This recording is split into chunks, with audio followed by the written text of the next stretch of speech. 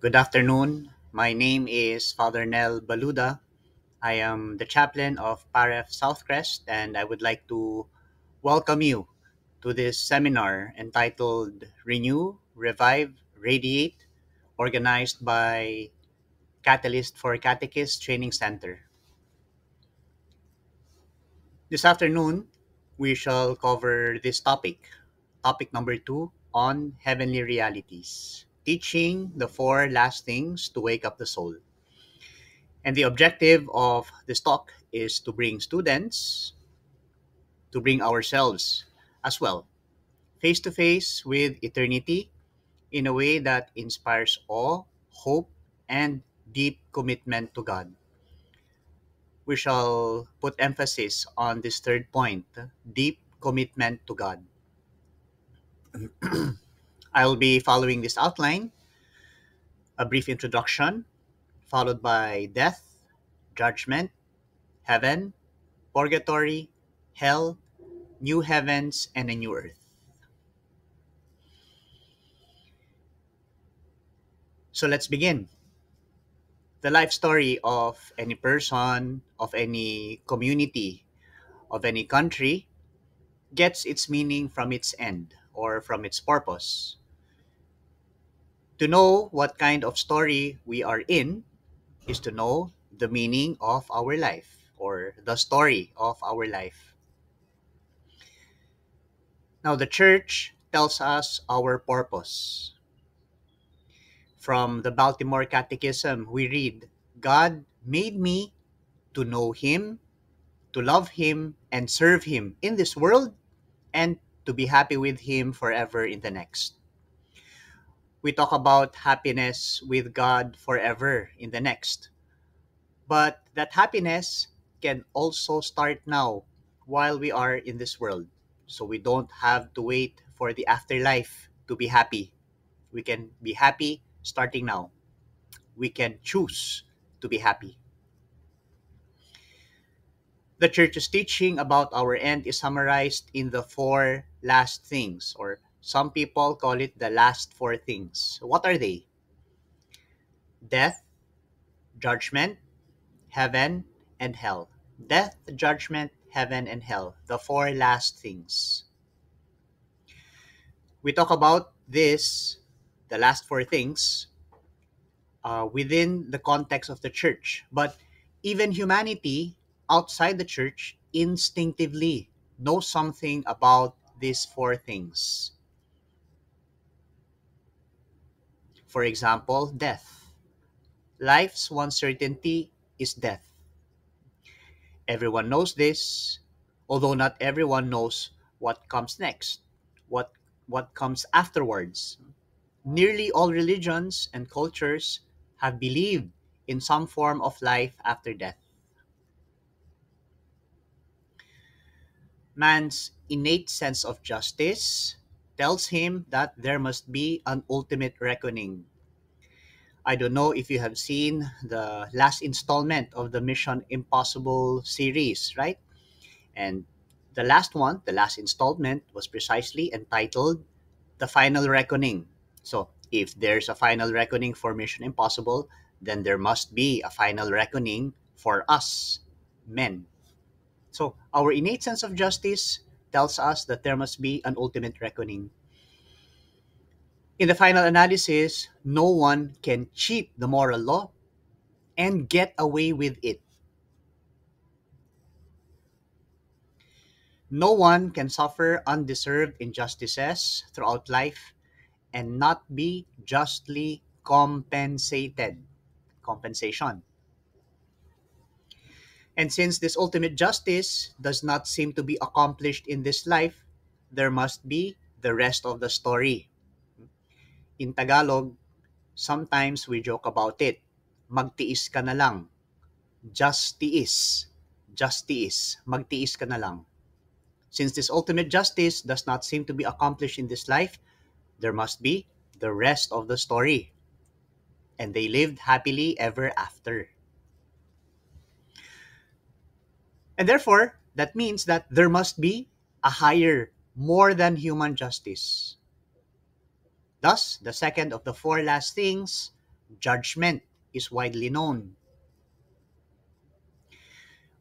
We are still talking about our innate sense of justice. Now, most men also know that justice distinguishes the good from the evil, the right from the wrong. Therefore, there must be rewards for good and punishments for evil. Thus, mankind also usually believes in some form of heaven and hell, reward, punishment. And so the scenario of the final events is first death, then immediately the particular judgment, then either hell or purgatory as preparation for heaven or heaven. And then at the end of time, we have the general judgment and then the new heavens and the new earth for those who are saved. Let's talk about death. All men are mortal does not tell you what death is. All men are mortal, that phrase or that statement does not tell us what death is. So you may ask, Father, what tells us what death is? It is this one. The ones I love are mortal tells us what death is. The ones I love are mortal tells us what death is. You and I seldom appreciate life until we realize how fragile it is or how vulnerable we are when friends and especially family, members of family, are taken away from us by death. Death. In an age of skepticism, death is our one certainty. In an age of relativism, death is our one absolute. In an age of this worldliness, death is our one inescapable brush with other worldliness. In other words, death is our last link with the sacred in an age of secularism. Our last link with the sacred, what is holy, or we can even say what is divine. Now, in the face of death, the voice of truth acquires sudden volume. Why? We're usually making too much noise to hear death's small voice. Or we can even say the whisper of death. But when the great silence of death comes near, when it comes close, we are able to hear some of the deep truths that are so close to us that we forget them. Deep truths that we forget. Honesty, although not the highest or the best of the virtues, is a necessary soil for the growth of every other virtue. Truth must be faced sooner or later. Even hell is truth faced too late. Truth must be faced. I remember a joke by my friend whose dad is a lawyer. And this friend of mine remembers his father's jokes as a lawyer. And his father used to say, how can you face the problem if the problem is your face? How can you face the problem if the problem is your face? So truth must be faced sooner or later. Even hell is truth faced too late. There is no second chance after death. No? There is no snoozing when we hear the alarm of death. We cannot say, Lord, give me 5 minutes, maybe 10 minutes more, or maybe 15 minutes. There is no second chance. There is no snoozing after death. Why? Because our lifetime comes to an end. We read in the second letter of St. Paul to the Corinthians, behold, now is the acceptable time. Behold, now is the day of salvation. No? In Tagalog, we sometimes say, now na. Now na. Wake up now na. It's time for you to wake up now na. Behold, now is the acceptable time. Behold, now is the day of salvation. Now is the time to wake up. Death is a definitive point of no return. Point of no return. You will remember Mel Blanc. So he is known as the man of a thousand voices. So why a thousand voices? Because he was the voice behind so many characters of Looney Tunes. No? And at the end of the segment of Looney Tunes, you will find the text. No? That's all, folks. That's all, folks. So death is a definitive point of no return. That's all, folks. In Hebrews, we read, it is appointed for men to die once. And after that comes judgment. Memento mori. Remember death. You might ask, Father, why should we remember death? Or to make it more personal, why should I remember death? For the same reason, men climbed Mount Everest. Because it is there. Why remember death? Because it is there. Because it is true. If you knew that you had only 1 year to live, wouldn't you live differently? Well, we can think about it. Instead of thinking or having 1 year to live, think about having 1 day to live. So if you knew you had only 24 hours to live, wouldn't you live differently? What would be your answer? Death teaches us the truth of our Lord's words. Martha, Martha, you are anxious and troubled about many things. One thing is needful. Only one thing is necessary. So you can replace Martha with your own name. For example, Alma, Alma, you are anxious and troubled about many things. Only one thing is needful. Only one thing is necessary. Or Trisha, Trisha, you are anxious and troubled about many things. Only one thing is needful. Only one thing is necessary. Charity, Charity, you are anxious and troubled about many things. One thing is needful. Only one thing is necessary. And that one thing is God. And for us, concretely, our relationship to God. How is my relationship with God? Now, the skeptic may ask, what do you know about life after death anyway? Have you ever been there?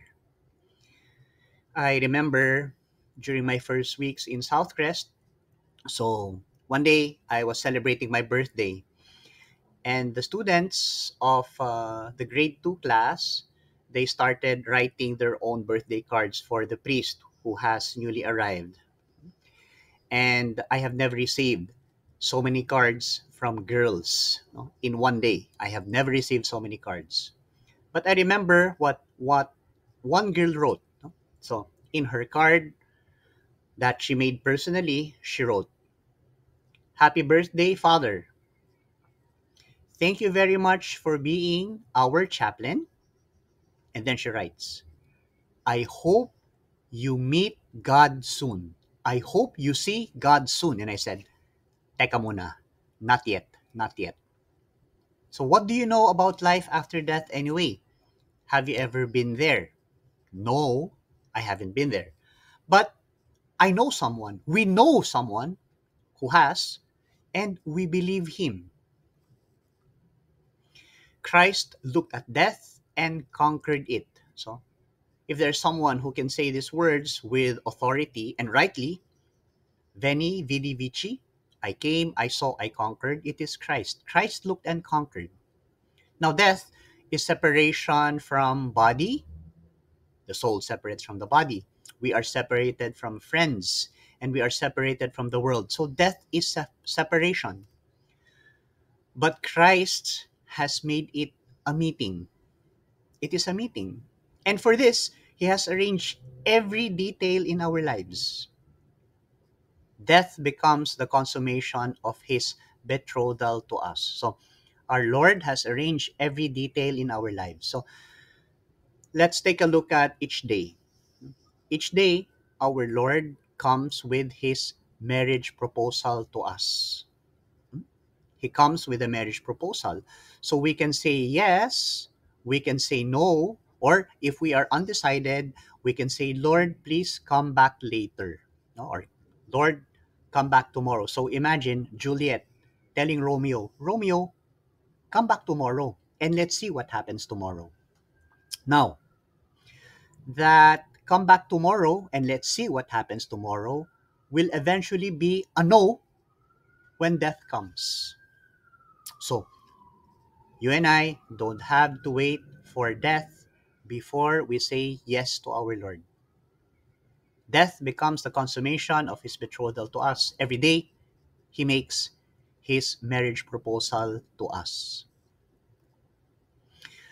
In the Catechism of the Catholic Church, we read, Death lends urgency to our lives. Remembering our mortality helps us realize that we have only a limited time in which to bring our lives to fulfillment. We have only a limited time. Having a smartwatch or your mobile phone, the clock in your computer, the wall clock, the alarm clock, no matter how many devices you have, these devices won't multiply our time. You and I have only a limited time in which to bring our lives to fulfillment.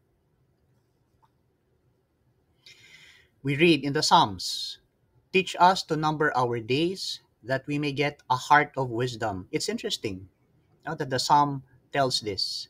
Teach us to number our days that we may get a heart of wisdom. It does not say this, no? Teach us to number our days so that I may get a fat bank account. Or teach us to number our days that I may get a Fortuner. Teach us to number our days that I may get a big house and lot. Teach us to number our days so that I can travel all the countries of the world before I die. No. The Psalm says, teach us to number our days that we may get a heart of wisdom. A heart of wisdom. Every action of yours, every thought should be those of one who expects to die before the day is out. Every action of yours, every thought should be those of one who expects to die before the day is out. Death would have no great terrors for you and for me and for the entire human race. Death would have no great terrors for you if you had a quiet conscience. Remember, the softest pillow is a clear conscience. Then why not keep clear of sin instead of running away from death? If you are not fit to face death today, it is very unlikely you will be tomorrow. If you are not fit to face death today, it's very unlikely you will be tomorrow. So, be prepared. Third, judgment. Judgment. Sign on campus. Prepare for your finals. Read the Bible. Prepare for your finals. Read the Bible. At the evening of life, we shall be judged on our love. We shall be judged on our love. We shall not be judged on the amount of money we have in our wallets. We shall not be judged with the number of Facebook likes that we have. So we shall not be judged with those criteria. The criterion for judgment is love. At the evening of life, we shall be judged on our love. And our love is a response, an answer to God's love, which was given to us in Christ. So here, once more, the centrality of Christ. No? The centrality of Christ. The New Testament speaks of judgment primarily in its aspect of the final encounter with Christ. Remember, the meeting with Christ. final encounter with Christ. The standard at the final judgment is none other than Christ Himself. So, as with death, judgment requires that we face the facts. We face the facts. And the fact here is God's justice, the justice of God. Father, God is merciful. Yes, we know that He is merciful, but He is also just. And He reconciles both justice and mercy at Calvary. Jesus said, "Be perfect as my heavenly Father is perfect." God Himself said, "Be holy as I, the Lord your God, am holy." Our eternal destiny is totally dependent upon our relationship to Christ. Who is Christ to me? In this judgment, each man receives his eternal retribution in his immortal soul at the very moment of his death, in a particular judgment that refers his life to Christ. Either entrance into the blessedness of heaven, whether through a purification, that's purgatory, or immediately entering heaven if there's no need for purification, or immediate and everlasting damnation, hell. Just to make this distinction, which I think most of you, or if not all of you, are familiar with, the particular judgment occurs immediately after each individual's death. The general judgment takes place at the end of all time and history. So we can say that the general judgment is like our graduation. Two grades: pass, fail. Now, we hear little about justice and judgment in this life. Why? Let's try to explore briefly some reasons why we hear little about justice and judgment. So, one reason is our disbelief that the human mind can know objective reality.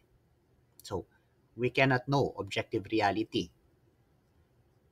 Justice is reduced to revenge, especially when driving. Religion is reduced from objective truths to subjective comfort.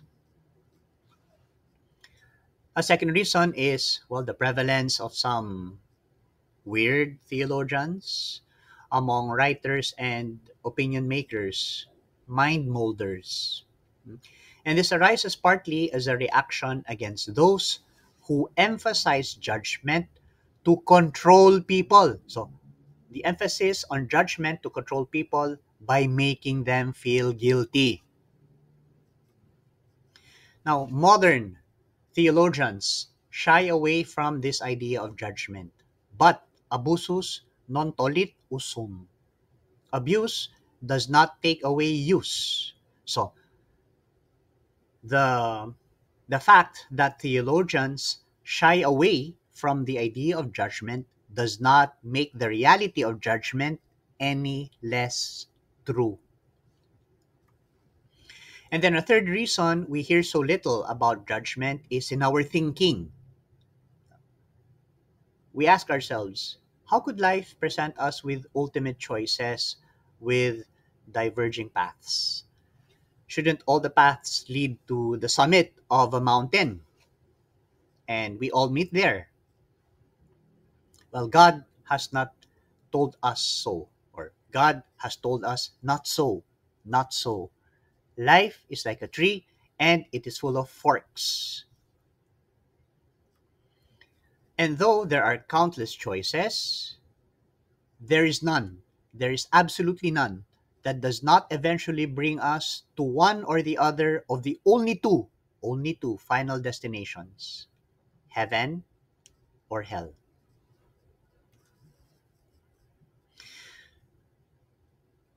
There is no reincarnation after time is over. There is no destruction or annihilation of the soul. There's no end of the soul's existence. And there is no change of species from human being to, say, for example, an angel. There is no change of species from human being to sirena, for example, or to anything else. The reason for judgment is this, no? To separate the sheep from the goats. To separate the sheep from the goats. The reason for judgment. Now, you and I will not be able to argue with God's judgment. No time to argue. Why? Because it is simply the truth. The truth about ourselves, the truth about who we are before God's light, before God's love. So, life is full of warnings to prepare for the last judgment. Prepare for your finals. Read the Bible.